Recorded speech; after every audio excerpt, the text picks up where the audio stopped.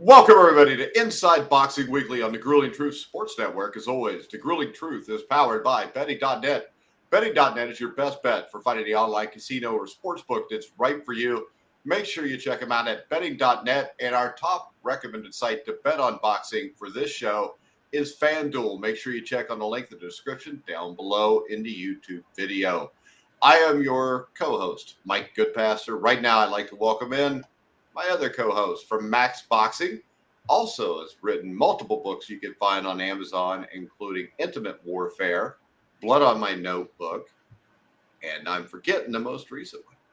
A few more rounds with Yuri Fitch. I was thinking a few good men. But today, John, we are going to talk about the recent fight between Garcia and Fortuna. We're going to look ahead for what's next for Deontay Wilder. We're going to also debut a new part of this show, which we're going to call the Old Farts Corner, not because of me, but that's because of John. And we're going to discuss Jimmy Young's career just a little bit. I guess since I put the S at the end of fart, I guess it would be me too. All right, so I think we got Ryan Garcia dominated Javier Fortuna. I think this was what we expected it to be, John.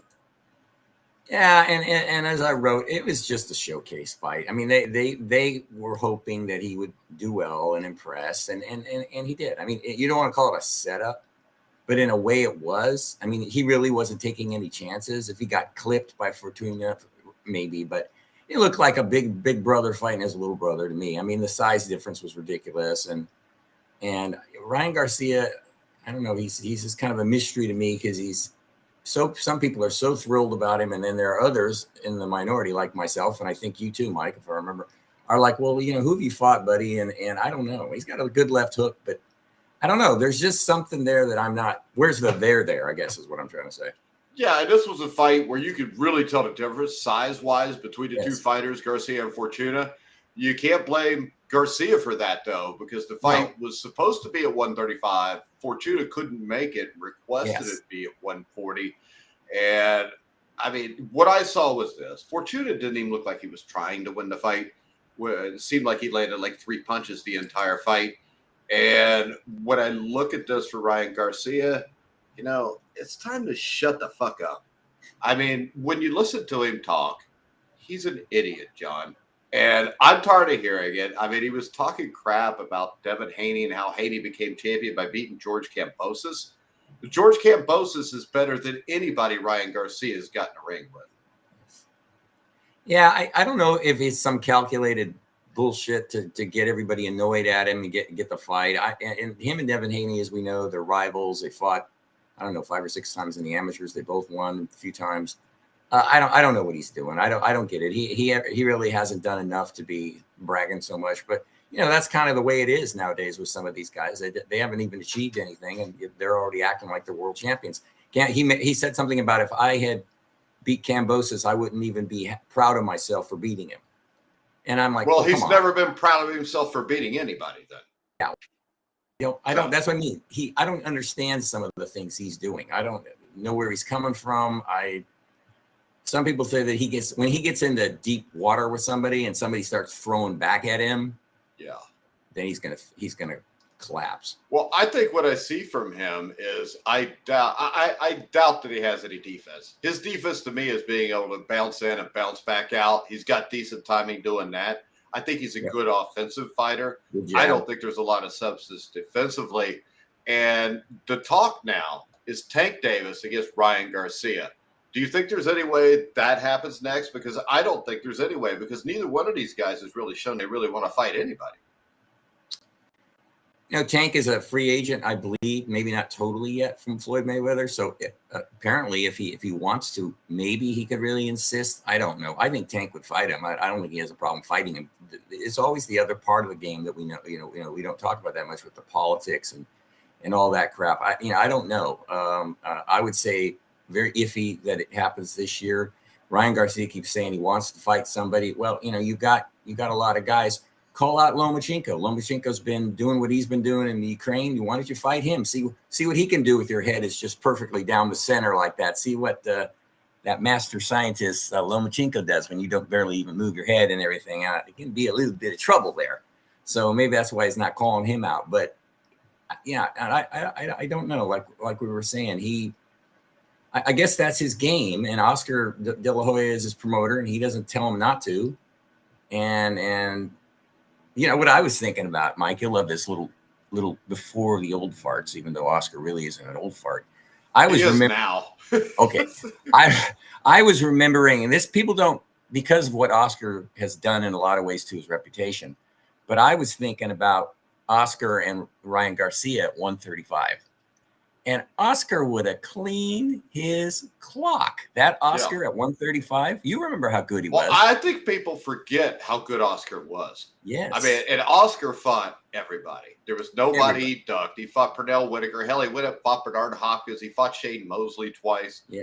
He fought Felix Trinidad. There's nobody he wouldn't fight. Unfortunately, there's not too many guys like that, especially at 135 pounds, because I will give David Haney this, no matter how much Ryan Garcia wants to talk crap about him. He went to Australia and beat George Kambosos. I don't think that Ryan Garcia would ever go to Australia and fight George Kambosos. I don't think he would be allowed to. I know, I agree. I mean, he took everything. Kambosos made all these demands, less money, obviously. You come here, you sign a rematch clause, blah, blah, blah, blah. He said, okay. And he won. And now he's saying, yeah, well, maybe, but you gotta up the till a little bit here. Give me a little bit more money to come back to Australia. So he's like, I'm not, and he's got a contract, so he's gonna have to do something. But yeah, no, that was a calculated ballsy move on Haney's part. And the fact, we talked about the fact that he won wasn't a surprise, because Kambosos is tough and all that, but Haney is a real good boxer, and a guy like him is going to give guys like Kambosos problems, because Haney's just a better athlete. A guy like that, he's faster, he's younger, he's all those things. He's going to give all these guys trouble because of his speed. And so yeah, he did it. But you're right, I completely agree. Ryan Garcia would never, and Oscar wouldn't have allowed it anyway, but he would have never went to Australia to fight George Kambosos, and if he had, he would have got beat. Yeah, so do these guys. Devin Haney's the guy that's not afraid to fight people. Lomachenko is not afraid to fight people. I mean, come on. I mean, if you don't fight him next, he's not going to fight Lomachenko. He talks about Teofimo Lopez, but I don't think he'd fight him either. I mean, I think this is where he just dicks around for the next few years, fights a bunch of guys that aren't that good. He talks a bunch of crap like he wants to do something, and then eventually maybe he fights somebody. Yeah, you said, when you said Teofimo, I was, because Teofimo fights in a few weeks. Is the return of the takeover. And yeah, Teofimo, he get real physical with Ryan. I don't know if Ryan would like that. He'd do all kinds of stuff, but he don't want to fight him. I don't see that either. And if he does that, if he dicks around like he said, quoting you, that's not good. Stop talking. Get off the pot or whatever. Make something happen. Piss or get off the pot. See, you're an overpark than me. You forgot what the saying was. Well, I was trying to be classier, Mike. So. So now you're trying to be classier than me. Hell, that'll be occasionally. Difficult. That'll be difficult. So the one thing about Davis Garcia, though, I would damn near rather see Davis Garcia than Crawford and Spence right now. Well, yeah. Well, I want to see Crawford and Spence. I'll admit it. I know we're tired of it. It's too late. It sounds. I want to see it too, but with Davis Garcia, at least one of the guys I don't like is going to lose. Well, and see, you're talking about Tank Davis. The thing about him is he's got a lot of power in those hands of his, and you just said something a little while ago. Ryan Garcia doesn't have the best defense, so if Tank nails him, do a Leo Santa Cruz, bump. So, and Tank can box a little bit. I think Tank is a better fighter all around. Myself. Yeah, I think Tank's tougher also, because let's face it, Garcia took a year off because he was depressed.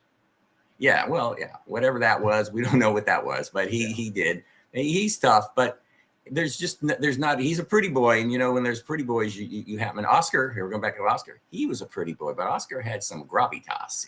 He was a tough pretty boy. He was a tough pretty boy. Yeah, sometimes those pretty boys surprise you. I don't know about Ryan at this point. Yeah, he's got a lot of nice new tattoos though. That must have been what he was done to cure. Must have been what he did to cure his depression. Okay. All right, let's move on to the heavyweight division. What's next for Deontay Wilder? So we've heard Robert Helenius. We've heard people talk about Derek Chisora. I don't think we get anybody near that level for his first fight back. And I don't think we should really, John, because this is a guy who took 3 pretty good beatings over his last 3 fights, especially the last 2. I don't know why you'd want to throw him in with one of these guys right away. Now, Robert Helenius, I could see possibly, because as you said, Helenius has been a sparring partner. You always hear about sparring partner mentality. What's your take on this? What would you do if you were one of the guys running Deontay Wilder's career? I would do what you were just saying. I would take the safest out at this point. If as long as he totally wants to do it, I would have him completely tested, because you're right. I mean, he took a battering in that last fight. He really took a battering. So I would make sure he was all good and then go after the weakest link, which is Robert Helenius, and most likely beat him. And if he loses to him, then he's done. I mean, they'll know if he even has trouble with him. But what I expect, and I know I haven't heard anybody bring this up, but Adam Konacki fights next weekend. Yes. I think that if Konacki wins that fight, if I'm Deontay Wilder's people, I hit up Adam Konacki. I mean, you're going to bring in the Polish audience. He's a white guy. You're going to get some interest in the fight, probably more with Konacki than you will with Robert Helenius. I don't think there's too many boxing fans from the Nordic area over here where you could bring in a large Polish crowd, and Konacki is less dangerous than Helenius. Yeah, and he's easy to hit too, and he might hit Deontay with a few shots. Who knows? I mean, they just come out to the middle of the ring and just start throwing. It wouldn't go very long, whatever happened. Deontay probably stopped him a couple of rounds. I think Deontay's got a better chin than Konacki does. Yeah, and he hits harder. So that's certainly a possibility. If Konacki should win in a couple of weeks, this guy they're bringing in from Turkey, I wrote an article on it's on the Grueling Truth about this guy. I don't know, the Olympic guy, 2016. He's lost 1 fight. I saw him fight once and he won, but it wasn't exactly impressive. But Konacki, if he was any good, they wouldn't put Konacki in it. Right. This is supposed to be like we're saying. Konacki's team feels this is a good win. We'll win this one because we can't lose another one, be 3 in a row. So, that could definitely work. I still haven't heard Deontay Wilder himself say anything about coming back. I hear all these people mentioning things that he'll fight this guy, he'll fight this. Frank Warren's like, oh, well, I want him to do this. Deontay's not saying a word. So he still might be thinking about it at this point.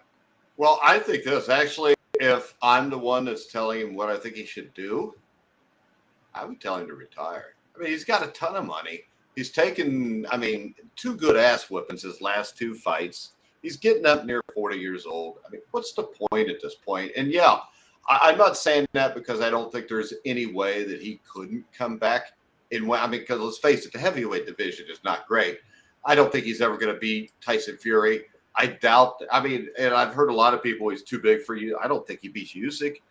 And really, against Joshua, to me, that's a toss-up fight. I don't think either guy turned out to be what people thought they would be. But I don't see what the risk is anymore. I don't see the risk reward when you've got $50 million. Well, maybe he doesn't have as much as we think. I hope he does. You got to remember, Mike, and we discussed this for a lot. These guys love it. I mean, you love sports. I love sports. And you got to retire at such a young age. That's got to be, if you're not 100% sure, to give it up something you love and know that you're not going to find anything even close to this, and you're going to be on this earth for another 40 years maybe, and for the next 40 you're going to be searching for something that gives you athletically some kind of a stimulation, gets you motivated. And so what's he going to do? Is he going to train fighters? I can't see Deontay Wilder training anybody. He's going to hang out with Malik Scott. I don't know, they're best buddies. That's cool, but that's always the quagmire in a way for boxers, because they're like, well, what do I do now? Unless you happen to be somebody like an Andre Ward who had everything all planned out when he was 25, what he was going to do, and he's done it. But not most people don't. So he's probably searching. He's probably not sure what he's going to do. And this is, remember that I'm wearing a Rocky shirt, so I'm thinking this line, and I think it's in Rocky 2 where he says to Adrian, "It's all I know." Remember, it's all I know when fighters fight. Yeah, and that's Rocky Balboa, right? But in Rocky 2, he says, "That's all I know," and we'll get by another way. It's like, don't tell me This is what I do.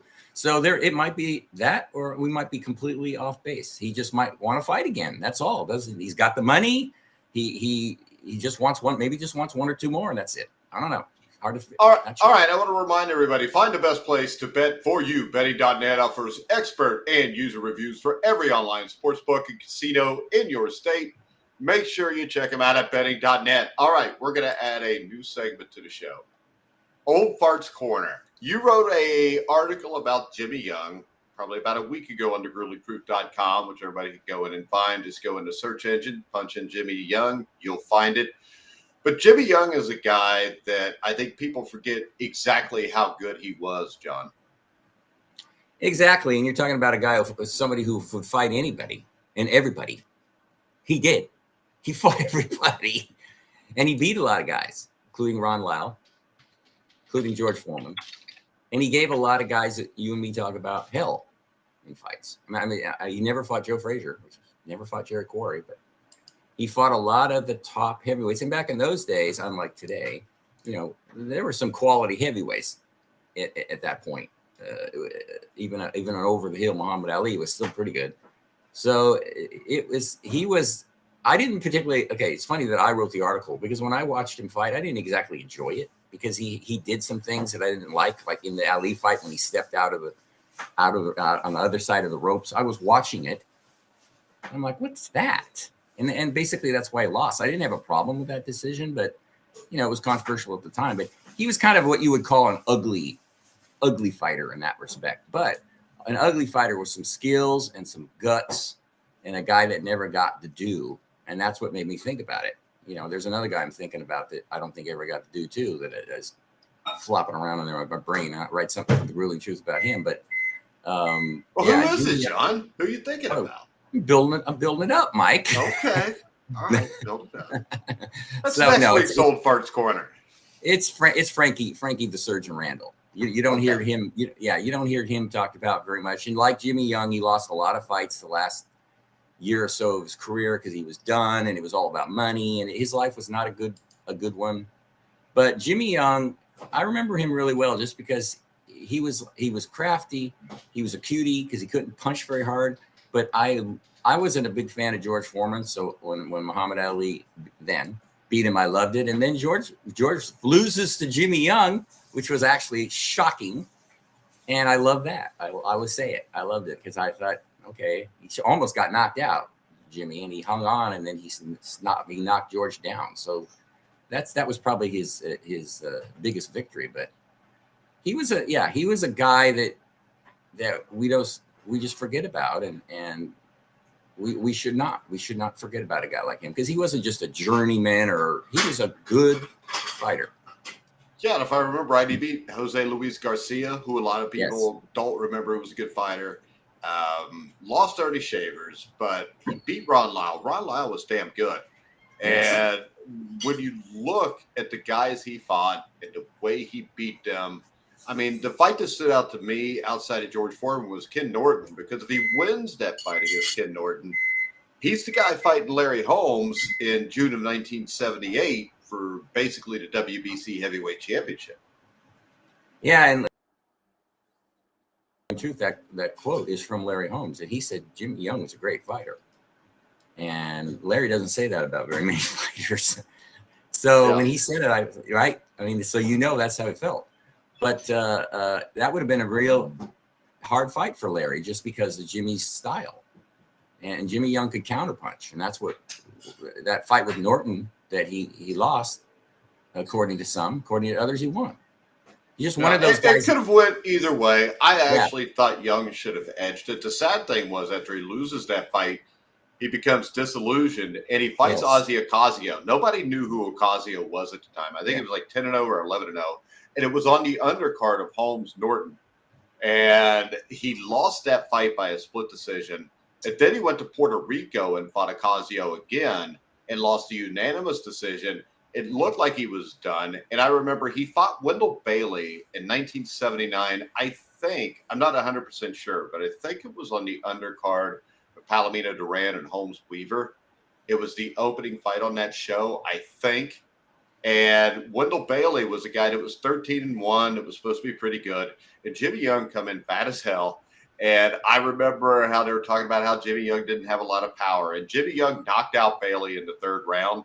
And then he went and he fought Michael Dokes, which was a fairly close fight, but he lost that one too. And I mean, he was never the same after that. But I still would have liked to have seen what would have happened if he didn't get that hellacious cut against Jerry Cooney, because he was fighting Cooney tough those first 3 rounds. Yeah, I remember. And I mentioned that in the article that he got into shape to fight Jerry Cooney. He wasn't that fat in that one. He got, and he was doing well. And he, like we said, and he's going to give, if he's in shape and motivated, he's going to give anyone problems because it is unique. I'll say that, unique style. So yeah, if he hadn't got that bad cut, Jerry probably would have got him with one of those left hooks. But it was a competitive fight, and that cut took care of it. But you know, he has a lot of losses on his record, and a number of them could have went the other way, and God only knows what would have happened then if he hadn't lost those fights. Yeah, and really probably his last big shot was against Greg Page in, I think it was May of 1982. He lost a fairly close decision to Page. I think it was like 55-53, 57-53 on all of it. But he was in shape there and proved he could still do it. And if you look, even when he was way out of shape towards the end of his career, I mean, he took Tony Tubbs, who at the time was undefeated, and Tony Tucker, who was undefeated in back-to-back fights. He went the distance with both of them. So that tells you how skilled a guy is. It's kind of like a guy like, if you remember Tim Witherspoon in the mid to late 90s. He would go and he would fight guys like Ray Mercer, and the fight would go to distance. He'd give the guy a tough fight. And I think people really underestimate the skill level that Jimmy Young had now when you look back at it. Oh, absolutely. And we forget. I mean, I know it's 40 some years ago, but or even over that, but we shouldn't. And that's why I like to write these things about these guys. I wrote one that I'm going to have another one, rework one on Mondo Ramos, who's another guy that some have forgotten, but he should be remembered because he was so damn good when he was younger. He burned it himself out on drugs and everything, but he was a superstar. When I was in LA, he was the man. You know, Mondo was the man, and he's done by the time he was 25. But man, that man should be in the Boxing Hall of Fame, in my view. But we shouldn't forget these guys because a lot of them started it for the other guys. And then Jimmy Young, he was fighting with all those guys that we've been mentioning. I mean, they're really damn good fighters. And he beat George Foreman. Everybody everybody would have George Foreman as a top 10 heavyweight of all time. A lot of people would have him top 5 of all time. One of the most intimidating guys, and I know he was never the same, well, at least till 20 years after Ali beat him. But, I mean, hell, he was still brutalizing guys like Scott Ledoux up until the time that he fought Jimmy Young. And Jimmy Young completely outslicked him. And if I remember right, he knocked him down too, didn't he? He did. He knocked him down. He almost got knocked out, but he knocked him down late in the fight. And the decision wasn't even close. I mean, for once, he didn't get screwed. The decision, he won a unanimous decision, and it wasn't really that close.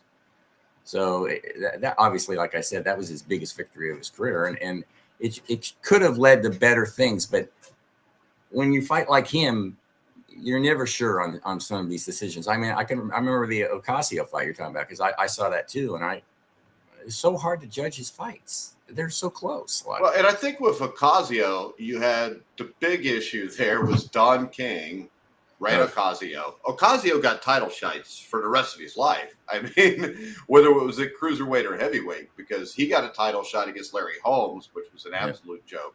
Not as big as a joke as when, Lorenzo Zanon or Alfredo Evangelista got a shot. But, I mean, the sad thing about that is I would think when you watch that fight, it probably could have went either way. It was boring as hell. Yes. But the thing about it is, since he was boring, it made it so people weren't so upset that he didn't get the decision against Ocasio. But all I know is a few months later, I would have much rather saw Larry Holmes fight Jimmy Young than watch Larry Holmes fight Ozzy Ocasio. Yeah, I mean, it's a bit of a reach, but a comparison is years ago, Lara would fight, and his fights were boring, right? Nobody wanted to see him. And Winky Wright is another one whose fights were boring, and nobody wanted to watch, and they were. I mean, let's be honest, Yeah. they were boring. But that doesn't mean he didn't have talent. That doesn't mean that he wasn't skillful. And I think that's the whole thing with Jimmy Young is he had all those things. If he could, even though he did knock out Wendell Bailey, like you said, but if he had more power to hurt some of these guys instead of having to out cute them like he did, that's what he did. I mean, he's fighting a monster in Ron Lyle, and he just outboxed him, and that was very, very impressive. So. You are what you are. And actually, Mike, there are times where, not times, a lot of times where I'll be watching a guy who I know can't break an egg with his punches, and like Paulie Malignaggi, not getting my Paisano little props here, but that takes massive guts again to be a fighter and know you can't really hurt anybody. Yeah. And stand in there with a guy that you know can hurt you, and you got to figure out another way to beat him. Your legs, your hands. Well, I think does so. From watching fights like Bailey and watching him against Norton, I think that maybe with a different trainer, that wouldn't have been so prevalent with him, because I think he could punch a little bit. I mean, he did knock Big George down. He did surprise. Yeah. Yeah. So I think maybe if you have like a guy like Emmanuel Stewart or something that gets him to sit down and throw a punch from time to time, I think that could have been a little bit different. But I really think in the end, when you look at the Ali fight, it drives me nuts, all the people that said Ali, or it was a robbery, because it wasn't. I mean, it was basically Jimmy Young ducking through the ropes every once in a while, Ali pushing down on the back of his head. It was boring as hell. It was actually a better fight when I rewatched it like 6 months ago than what I expected to see. But I expected very little to start off with. So the fact that Good they way to go hit each in. other once. Yeah. I mean, because a lot of these times, it's just like when you get to revisionist history with Mike Tyson. I mean, Mike Tyson had the head move in the 80s. Well, he didn't against Bone Crusher Smith. He didn't against Mitch Green, and he didn't against James Quick Tillis, because those are guys that gave him problems. And when he had issues, he would stop moving his head. It was almost like he was trying to figure something out instead of just fighting like he normally did. So, and it's just like when you talked 84 Olympic box off. I mean, I watched that with Chris Shelton on a show, and I mean, Tillman won 2 out of the 3 rounds. He clearly outboxed Tyson. Tyson didn't have any head movement again because he started catching the jab. It's just the way it is. And I think, we always talk about Michael Spinks. People just remember the the first round knockout. Yeah, that's all they remember. And it's really annoying as hell. It is. And, I think this. I think Muhammad Ali, if he retires after the Thrilla in Manila, he would be even bigger. But, I mean, losing to Leon Spinks, the fight against Holmes, the fight against Berbick, I think it does hurt these guys. I think we saw it with Roy Jones Jr., too. Yeah, and it hurts you if you really like the guy. I killed me with Muhammad seeing that, and you knew he shouldn't have been fighting, but he did retire after for about 5 minutes, I think. I'm kidding, probably 6 months. He retired 27 times over a 3-year period, and he fought after as many. Exactly. After he beat Foreman, he did, but you knew he wasn't going to. And the Thriller in Manila, they left, cliche, but they left parts of themselves in the ring, as we know, Frazier and Ali, the third fight. So I wish he had retired, because I one of the things that always bothered me about, or broke my heart, was when he fought Shavers, which was a pretty damn good fight, actually. Yeah. And he won on guile and that great shin, because he got hit with, he was slurring his words. Yeah. And that was just the perfect time for Ali to retire. I would have been after the Foreman fight. And he did but he just couldn't. Right, it took him so much to get the title back. You knew that he'd have to, second time. You knew he had to. 10 years before that, you knew he had to say, "Oh, I got to do this." And he was a fighting champion. He was fighting all the time. And it was a great to be a fan of his, but then there's a part of you that's like, how many more, Muhammad? And then when 78, you also know, as a fan of him, that you always thought he would figure out a way to win no matter what. Well, he did so many times. Yeah. When he fought Leon Spinks the first time, he did things that drove me crazy, with a rope-a-dope and all that. But that fight, I didn't have a good feeling. I thought, what? He's not going to – I can't believe he's going to lose. And he did. Because that's Leon Spinks. Leon Spinks is an underrated fighter. He was an Olympic gold medalist, and he wasn't big enough to be a heavyweight. No, and the problem was he hung out. He did eventually go to cruiserweight, but he was shot by then because, I mean, he took a beating from Ali. The second time, not a beating, but then he gets knocked out in one round by Garcia. He got knocked out in the third round by Larry Holmes. Even the Mercado fight where he pulled a big upset, he took a lot of shots. And then he goes to cruiserweight, and he went at the worst possible time because you got Dwight Muhammad Qawi there. And, I mean, the beating that Qawi put on him, and Carlos De Leon, another guy who I think is massively underrated, but he was helped because Don King was his promoter. But, I mean, he took some massive beatings, and, of course, it ended sadly because of that, too. Yeah, and Dwight Muhammad Qawi, Dwight Braxton, when we were younger, that guy is another one that does not get talked about enough. Yeah. I mean, his problem was he fought at the same time Michael Spinks did. Yeah, and you're talking about a tough guy. I mean, he beat Matthew Saad Muhammad twice. He fought Evander Holyfield a couple of times, almost beat him in their first fight. Well, the George Foreman fight at heavyweight. I mean, he was tagging Foreman those first 5 or 6 rounds, but Foreman was just physically so much bigger than him. Yes. And for a while, he was the man, the light heavyweight division for the fight against Holyfield at junior heavyweight for the title. That's one of the greatest fights I've ever seen. A war of attrition. Yeah. So he doesn't get talked about as much as he should, because he in that period you had Marvin Johnson and you had Victor Galindez and there were just a lot of good light heavyweights. Mike Rossman was champion. Matthew Saad Muhammad, John Conte, guys like that. Conte, I mean, gosh. Vonzell Johnson was a talented guy. Eddie Davis, Johnny Davis. Depth, big time depth. And that's what people don't understand when I write an article like Michael Spinks had a better career than Mike Tyson. You are educating them, so. No, you can't educate Mike. I know. You just throw your hands up, right? Yeah. Well, I mean, he would have beat the brakes off of Larry Holmes in 1980, too. No, he wouldn't have. Larry Holmes would have destroyed Mike Tyson in 1980. Larry Holmes had too much heart and too good of a jab. He was, put it like this, Larry Holmes was Buster Douglas on crack or speed, if you know what I mean. Larry Holmes was like Buster Douglas tenfold and with a heart. Yeah. And, I mean, Larry Holmes, if you remember, even when he was fighting guys like Zanon and Ledoux, he was always in shape.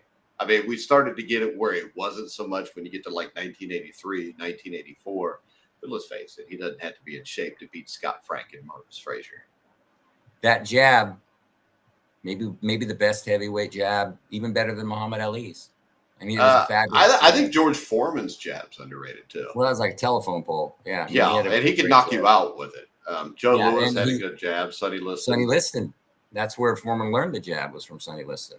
So, all right, John, the Old Farts Corner is now over. I want to remind everybody now to head over now and see for yourself. Betting.net makes it easy to find all the legal online casinos or sports books in your state. Check them out at betting.net. Make sure you go in the link in the description below on this video if you're watching on YouTube. To go to FanDuel, which is our top recommended sports book, to bet on any of the fights coming up this weekend, or you could bet on the Major League Baseball game. That would be fun, John. Yeah. Hey, our Cubs and Reds are tied for last. Yes. That is an ouchie. That's going to be a dogfight all year long. And only like 2 or 3 games behind the Pirates. So, man, to make it interesting, maybe Major League Baseball just ought to let the top 3 teams in every division into the playoffs. And just keep, then they play all year. Yeah, but with the Reds and the Cubs, the only way to make it a playoffs is if somebody takes the top 5 teams in every division. But we're going to go ahead. We will be back next week for Inside Boxing Weekly. We got a few big fights coming up next weekend, don't we, John? Yes, we do. We got Kanaki, the article I wrote for the Grueling Truth, and that's not the main event. We got Danny Garcia against Benitez. Danny's fighting at 154 pounds now. You know, he should do fine in that fight, so we'll see about that. And then there's another one that I'm quite not remembering, because even though Old Farts Corner has ended, I'm still in the corner. You're still in the part. That's right, unfortunately. So yeah, the next weekend is good, and then just a few weeks later we have, maybe I'm the only one looking forward to it, Usyk and Joshua 2. So that in August. So. Because Yeah. I already betted it 3-1 for Usyk to win by knockout. You know, I think Usyk knocks him out, and we may never see Joshua again after that. I was going to say that'll probably be the end of Joshua then. Because Joshua doesn't seem like a stupid guy to me. No. And he doesn't seem like a guy that's probably going to waste all of his money. So, but he's a boxer, so even when he retires, 2 years from now, he'll come back and fight somebody and get knocked out. See, Joshua, I've never got the impression, could be wrong, that he really loves boxing. It's not his passion. Michael Elijah Day. And Really Boxing Legends show on Wednesday at 1:00. I will have Michael the Silk Elijah Day, or 12:00. I don't know, somewhere around there.